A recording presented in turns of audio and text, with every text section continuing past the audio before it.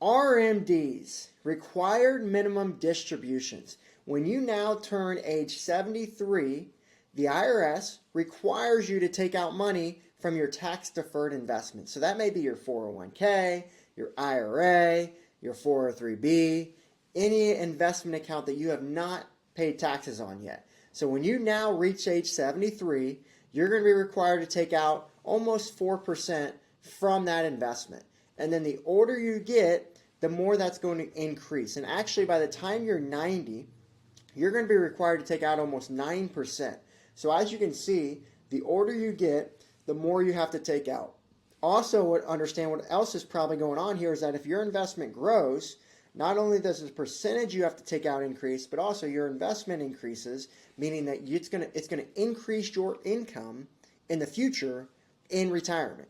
And what we always try to educate our clients of is in retirement, you probably don't want a higher income because you've got a lot more factors going on, such as now Social Security. And now with Social Security, you could force Social Security to become fully taxable and pay a lot more taxes on Social Security than if you were able to reduce your income and retire. Also, these RMDs can force you to be in a higher Medicare premium tier. So that means that, hey, if you're taking Medicare Part B, you're paying for that. And the higher your income is, the more you have to pay for it. Even though you get the same benefit as the person down the street who has no income, you've got to pay more if you've got a higher income. So those are all reasons why we want to try to reduce this RMD for most of our clients, or at least do the right planning and understand that, hey, here's how much we want and plan our RMD to be so it doesn't force us to pay much more in taxes than what we want to. So we're going to show you today that a report that we have to show how to calculate what these RMDs are. And this is something that we've created internally to be able to help our clients understand the impacts of RMDs and how we can reduce it. So let me show you how this works. Okay, so here you can see our chart here for required minimum distributions. So we're going to say that the client here, they got a 6% rate of return is what they're expected to get on their investments over time. We can change this to whatever we want. We can say 4%. We can say whatever we want. We can also put in the account balance here. Let's just say they have $1 million for easy numbers here. And if they have $1 million and their birth date is 1958, that means they're age 65. So this is what we're going to use for assumptions. So if they have $1 million, it grows at let's just say 6% per year.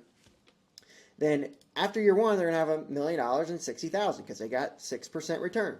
And then as you see, this is going to keep compounding and compounding and growing and growing and growing.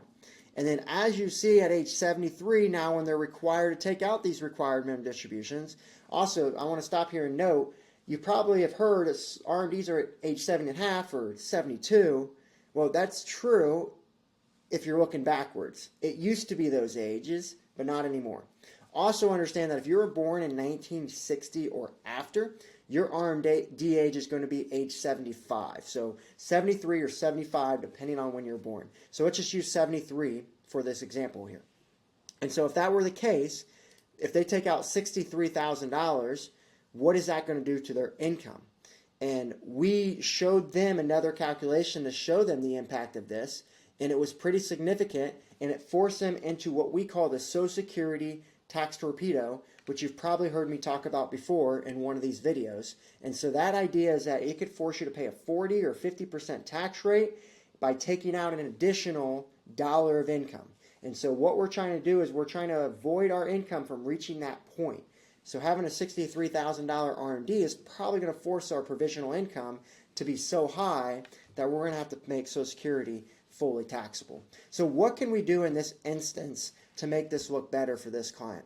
Well, maybe one idea is we start doing Roth conversions now, and maybe we try to do this over the next maybe 5 years. They're 65, so maybe we wait till do it till 70, or maybe we got 8 years here until RMDs start at 73. Or maybe we want to utilize the next 3 years of lower tax rates until before 2026 comes and tax rates go up. So if we're going to do some planning here, let's just say we did a $100,000 Roth conversion and we moved it from an IRA to a Roth IRA and we paid the taxes now. Well, if we did that, now our tax deferred amount that we have is $900,000. So you're probably thinking, well, what about the $100,000 you moved to the Roth? Well, understand with a Roth IRA, there is no RMD.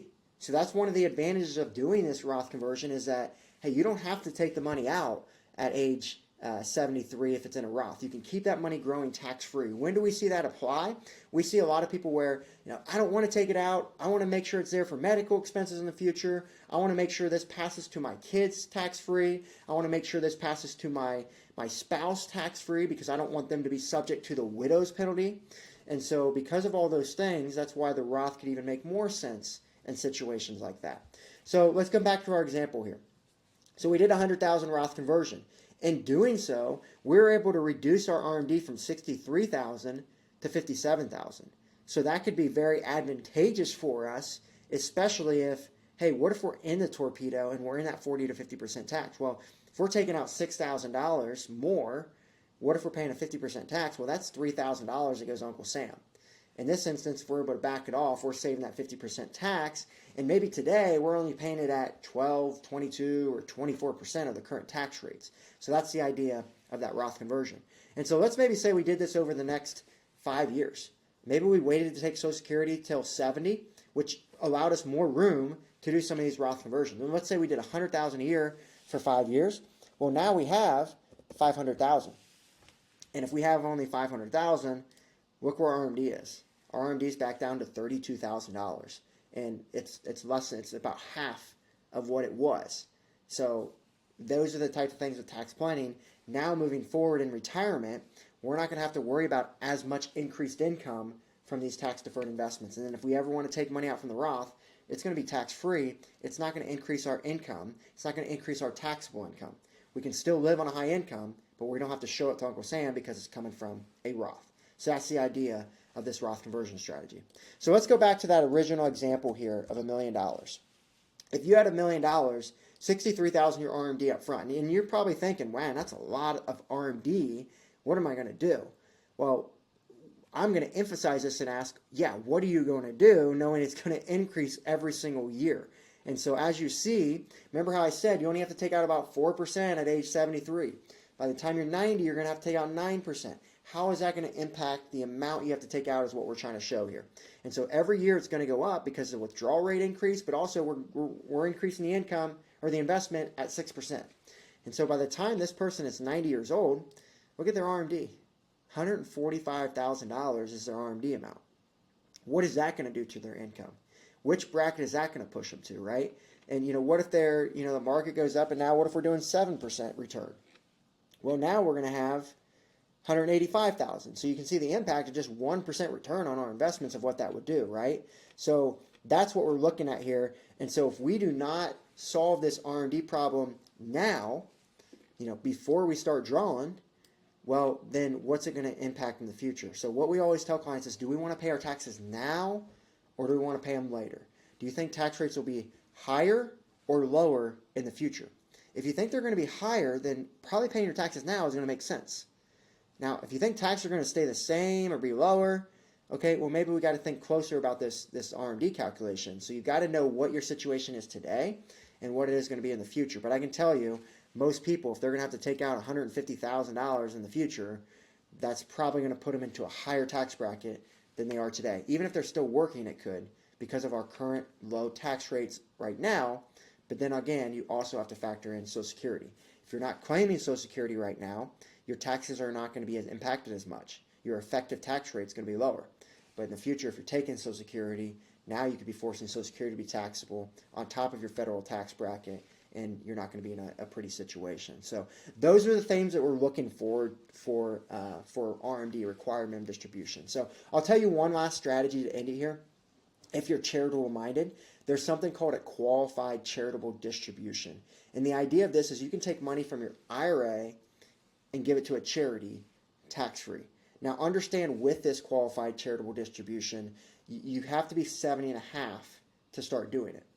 And so the reason I bring this up during this conversation is because once you get to 73 and you start taking those RMDs, if you want to do this qualified charitable distribution, let's say in this example they had to take out $69,000.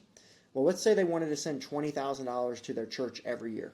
Well, if they did that, now and if they do it from their IRA, they're now only required to take out $49,000, which helps us lower these RMDs. So that's what we do with a lot of our clients who are charitable minded, is to lower our RMDs and give to charities more efficiently in those later years.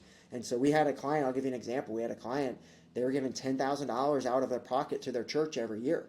And they came in and met with us, and we just looked at them. We said, do you want to save $2,500 in taxes every year? And we just showed them, all right, we're going to take the money from the IRA, and we're going to send it to the church, and you're not going to pay taxes. And oh, by the way, client, those RMDs that you don't know what to do with, well, you're not going to have to worry about as much coming out because we're going to be sending more to more to the charity, and you're not going to have to send as much to the IRS. So the qualified charitable distribution can be another way, along with Roth conversions, of lowering these RMDs. The other thing you may keep in mind is maybe, like for this example, age 65, right? Well, maybe in these 8 years leading up to it, I talked about Social Security. Maybe you delay Social Security to get a higher amount, and then the money you need to live on, maybe we start to draw down these IRAs so it's less of a burden in the future. And then once we get to 70, Social Security's turned on, and we're not going to have to take as much out from our investments, and hopefully some of it's in the Roth as well, and we can just let it keep growing tax-free for whatever purposes we have, again, in those later years. So those are all different types of strategies that we see. Okay, so hopefully that's helpful. Also, if you have like a mortgage that's really high, maybe you use that as part of this strategy too. Maybe you pay off your mortgage. Maybe it's a 6-7% return, interest rate. You just got it recently. If you have a lower interest rate, it may be less important.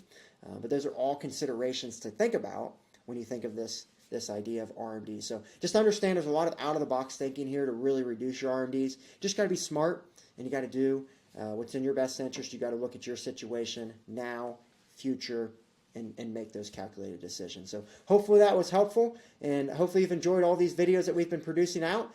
Leave a comment. Let us know what else you'd like to learn. We always are here to try to teach and try to get as many viewers as we can. So in order to get that, we need to teach you what you want to learn. So let us know, subscribe, and we'll keep them coming. So thanks, and we'll see you on the next one.